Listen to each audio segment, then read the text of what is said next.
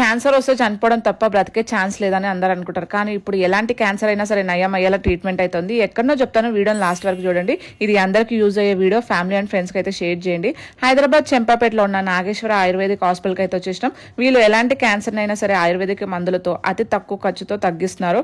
Operation, chemotherapy, రేడియోథెరపీలకు తగ్గని ఎన్నో రకాల క్యాన్సర్లను నల్లమల్ల అడవిలో దొరికే అరుదైన మూలికలతో హైలీ ప్రాసెస్డ్ ఎక్స్ట్రాక్ట్ తయారు చేసిన ఎక్స్ట్రాక్ట్ నుండి ఇంప్యూరిటీస్ ని రిమూవ్ చేసి క్యాప్సూల్ రూపంలో మనకి ఈ మందులను అందజేస్తున్నారు.